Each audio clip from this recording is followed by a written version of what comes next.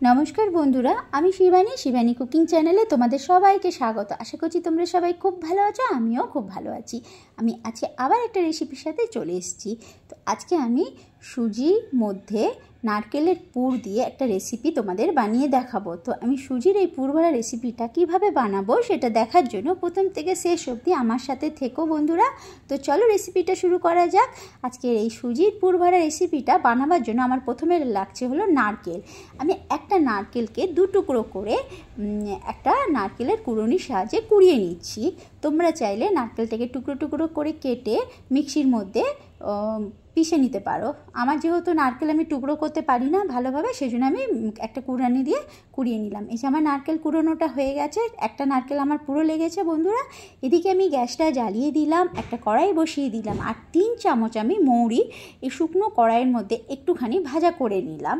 ভালো করে মানে 3 চামচ মৌরি একটু শুকনো কড়াইয়ে ভাজা করলাম। তো যখন ভাজা করছিলাম খুব সুন্দর একটা গন্ধ বেরোচ্ছিল। তারপরে আমি গ্যাসটা বন্ধ করে দিলাম এবং একটা হামাল দিস্তার মধ্যে মৌরিটা তুলে নিলাম।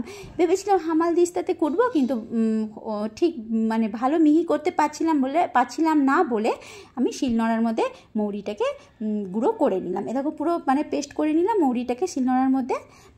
এ দেখো এদিকে আমি কয়েক টুকরো এলাচি নিলাম। এলাচিগুলোকে ওই সেম আমি হলো শুকনো কড়াইয়ের মধ্যে মানে কড়াইয়ের মধ্যে একটুখানি এপিট ওপিট করে ভাজা ভাজা করে নিলাম। তারপরে আমি একটা শিলনোড়ার মধ্যে রেখে একটা শিলনোড়া দিয়ে আমি থেতো করে নিয়ে এলাচির বীজগুলো সব বের করে নিলাম। এ দেখো এবারে এই বীজগুলো এই এলাচির বীজগুলোকে আমি পেস্ট বানিয়ে নেব।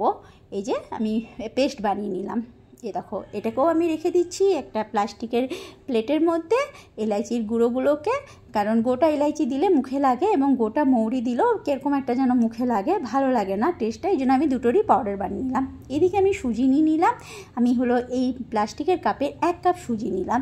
যে কাপের 1 কাপ আমি যে মানে যতটা সুজি নেব তার ডবল জল নেব। আমি যেহেতু এখানে 1 কাপ সুজি নিয়েছি তাই আমি 2 কাপ জল নেব।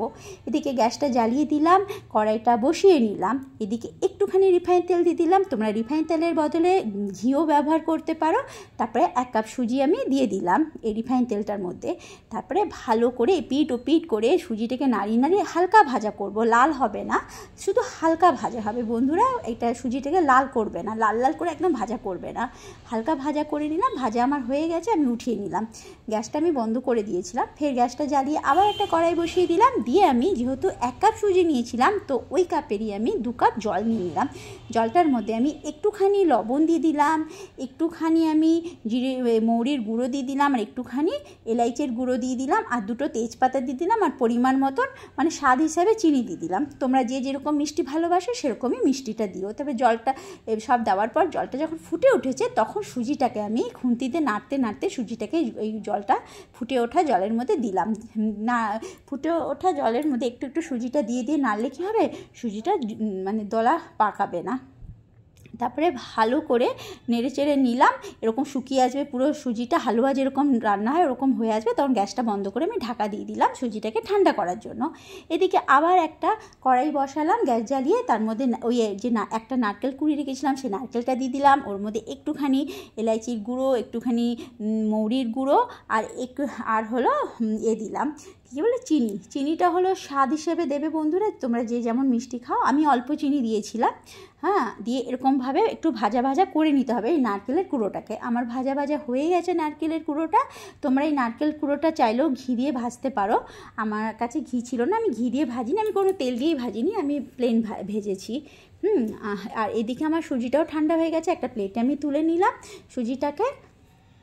এরকম আমি প্লেটে তুলে নিলাম সুজিটাকে। এদিকে একটা প্লাস্টিকের বাটিতে একটুখানি জল নিলাম আর হলো সুজিটাকে রাখলাম। সুজিটা ঠান্ডা হয়ে গেছে। এবারে আমি সুজিটাকে খুব ভালো করে মাখবো, যেভাবে আমরা আটা মাখি না রুটি করার জন্য ঠিক সেইভাবে মাখবো। হালকা হাতের মধ্যে একটু একটু জল নিয়ে নিয়ে সুজিটাকে মাখবো, আর তেজপাতাগুলো সুজিটা থেকে বের করে নেবো। এরকম এরকম হাতের মধ্যে একটু একটু জল নিয়ে একটু জল নিতে হবে বন্ধুরা, বেশি না। হাত থেকে ভিজিয়ে একটু জল নিয়ে সুজিটাকে ঠিক আটা যেভাবে মাখি ওইভাবে মাখতে হবে, চটকে চটকে। ওইভাবে ঠিক মাখলাম, চটকে চটকে আটা মাখার মতন। এ দেখো বেশ মসৃণ হয়ে যাবে মাখতে মাখতে, পুরো আটা যেরকম মাখতে মাখতে মসৃণ হয়ে যায়, ঠিক সুজিটাও এরকম মাখতে মাখতে মসৃণ হয়ে যাবে। দেখো মসৃণ হয়ে গেছে সুজিটা, পুরো মাখতে মাখতে পুরো ডো হয়ে যাচ্ছে। দেখো এভাবে খুব ভালো করে আটার মতন সুজিটাকে মেখে নিলাম, হাতের মধ্যে একটু একটু জল লাগিয়ে, বেশি জল না। এ দেখো এরকম আমার একটা আটা মাখার মতন ডো হয়ে গেল। তারপরে আমি একটু রিফাইন তেল হাতে নিয়ে নিলাম, দিয়ে এবারে আমি গোল গোল করে লেচি কেটে নেবো। রুটি করার সময় যেরকম রুটির লেচি কাটি, ঠিক এই সুজিরও লেচি কেটে নেবো। তারপরে হলো লেচিটার মধ্যে না বন্ধুরা, এটার মধ্যে আমি হলো যেরকমভাবে হলো আলুর পরাঠা করে লেচির মধ্যে বাটির মতন করে ওর মধ্যে আলুর পুর ঢুকিয়ে ঢুকিয়ে যেরকম আলুর পরাঠা, ঠিক এইভাবেই ওই কী বলো না, ওই যে নারকেলের যে পুরটাকে ওরকম ওর মধ্যে দিয়ে ওই সুজি লেচির মধ্যে দিয়েই এই ভালো করে মুখটুক বন্ধ করে নিয়ে মানে গোল গোল করে একটা আকার দিয়ে দিতে হবে। এইভাবে আমি প্রথমে আমি কি করলাম বন্ধুরা, আমি ভাবলাম না ওইভাবে না করে একটা কাজ করা যায়, সবগুলোর আগে পুরো মানে সুজির আটার হলো পুরো লেচি কাটা হোক, লেচি কেটে নিলাম এবং পুরো সুজির আটা লেচিগুলোকে গোল গোল করে নিলাম। এই যে পুরো গোল গোল করে নিয়েছি। এরপরে আমি ওই গোল গোল করা লেচিগুলোকে বাটির মতন আকার দিয়ে দিলাম, দিয়ে ওর মধ্যে আমি ওই নারকেলের পুরগুলো দিয়ে দিলাম, দিয়ে ভালো করে চেপে চেপে মুখটা বন্ধ করে দিলাম। এইভাবে আমি প্রায় সবগুলোই এইভাবেই আমি নারকেলের পুর দিয়ে দিয়ে বানিয়ে নিচ্ছি বন্ধুরা। এ দেখো, এবং মুখটা ভালো করে চেপে দিচ্ছি যাতে ভাজার সময় বেরিয়ে না যায়। এভাবে এই মিষ্টিটা খেতে খুবই ভালো লাগে। এটা হলো সুজির পুর ভরা একটা মিষ্টি বলতে পারো তোমরা, বা সুজির পুর ভরা একটা ভাজা। এ দেখো আমি না বাটির মতন করে নিচ্ছি পুরো সুজির লোগুলোকে। এ দেখো পুরো বাটির মতন করে নিলাম। তো এবারে হলো করতে সুবিধা হবে। এরপরে আমি প্রত্যেকটা এই বাটিগুলোর মধ্যে, সুজির বাটিগুলোর মধ্যে আমি ওই নারকেলের পুর ভরে ভরে মুখটা ভালো করে বন্ধ করে গোল গোল করে নিচ্ছি। এইভাবে আমি প্রত্যেকটা বন্ধ করে দিলাম, ওই মানে সুজির বাটিগুলোর মধ্যে নারকেলের পুর দিয়ে মুখটা ভালো করে বন্ধ করে একটু গোল করে চ্যাপটা চ্যাপটা করে নিলাম। বন্ধুরা এটা করতে ঝামেলা নেই, আবার এবং খেতে বেশ লাগে খেতে। এটা যদি গরম গরম খাও তো একটু কুড়মুড় কুড়মুড় করে, আর এটা ঠান্ডা হয়ে গেলে একটু নরম হয়ে যায়। হ্যাঁ, কিন্তু খেতে ভালো লাগে। এখন তো দুর্গাপুজো, আমাদের ঘরে কেউ না কেউ আসে, কিংবা আমাদের হাতে প্রচুর কাজ থাকে বন্ধুরা।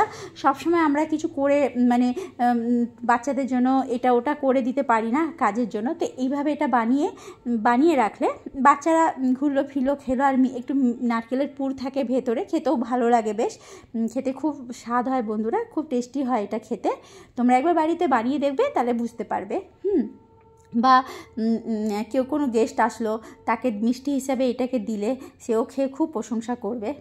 এটাকে দেখো কত সুন্দর ফুলে ফুলে গেছে।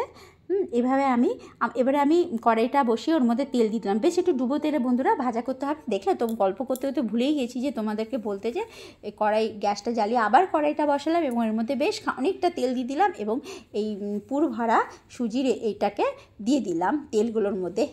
তেলটা এমন গরম হতে হবে বন্ধুরা, বেশ ভালো গরম হতে হবে। ঠান্ডা থাকলে না বন্ধুরা, তেলটা যদি খুব ভালো গরম না হয় তো সুজির এই পুর ভরা সুজিটা ভেঙে যাবে, মানে পুরগুলো সব বেরিয়ে যাবে। তো তেলটা ভালো যখন গরম হবে তখনই হলো এই সুজির পুর ভরাটা দিতে হবে এই তেলের মধ্যে। এবং আমি তো আঁচ বাড়িয়েই বেশিরভাগটা ভেজেছি। যদি খুব বেশি গরম হয়ে যায়, ধোঁয়া ওঠে, তখন আঁচটা কমিয়ে দিতে হবে, নাহলে আবার পুড়ে যাওয়ার ভয় থাকে। মানে ভাজার সময় খেয়াল রাখতে হবে। ঠিক এইভাবে লাল লাল ভাজাটা হবে, আর খুব সুন্দর ফুলে ওঠে। এ দেখো কত সুন্দর ফুলে উঠেছে, ঠিক এমনি ফুলে ওঠে। আর খেতেও খুব ভালো হয়। আমি সব সুজির পুর ভরাগুলোকে এইভাবে ভাজা করে নিলাম এক একটা করে। আমি প্রথমে না বন্ধুরা, যে কোনো এই পুর ভরা জিনিস কিনা একটা দুটো দিয়ে ভাজা করবে, না তো না ঠিক বোঝে যায় না তেলের মধ্যে গিয়ে অনেক সময় ফেটে তেলটা নষ্ট হয়ে যায়। তো একসাথে বেশি দিয়ে দিলে কি হয়, পুরো জিনিসটাই আমার নষ্ট হয়ে যাবে। তো আমি ওই জন্য প্রথমে আমি একটা দুটো করে দিয়েছি, তারপরে আমি 4-5টা করে দিয়েছি। তেলটাও বেশ ভালো গরম হয়ে গেছিলো। এরকম আমার পুরো রেডি সুজির পুর ভরা মিষ্টি ভাজা, আর কি সুজির পুর ভরার সুজির ভাজা, যা ইচ্ছা নাম দিতে পারো। এ দেখো দেখতে কত সুন্দর হয়েছে, খেতেও খুব ভালো হয়েছে। গরম গরম খাবে তো একটু কুরকুরে লাগবে, আর ঠান্ডা হয়ে গেলে একটু নরম লাগবে, কিন্তু খেতে খুব ভালো লাগবে। এ দেখো আমি তোমাদের ভেঙে দেখাচ্ছি। এ দেখো ভেতরটা দেখো নারকেলের পুরো ভর্তি, দেখতে পাচ্ছ সাদা সাদা পুরো পুর নারকেল। এই নারকেলের পুরগুলো যখন মুখে লাগে না, খেতে খুব ভাল লাগে। তোমরা চাইলে মানে এই নারকেলটাকে না কুড়িয়ে এমনি কেটে কেটে মিক্সির মধ্যে পিষেও করতে পারো। এ দেখো আমার কত সুন্দর ফুলেছে, কত সুন্দর হয়েছে। তো বন্ধুরা, আজকের আমার এই সুজির পুরভরা মানে নারকেল দিয়ে সুজির পুরভরা রেসিপিটা যদি তোমাদের ভালো লেগে থাকে তো আমাকে একটা লাইক, কমেন্ট, একটা সাবস্ক্রাইব করে দিও বন্ধুরা। তো তোমরা একবার বাড়িতে বানিও, দেখবে খেতে খুব ভালো লাগবে বন্ধুরা। তো বন্ধুরা, আজকের মতন টাটা, বাই বাই। কালকে আবার একটা রেসিপির সাথে তোমাদের কাছে চলে আসবো।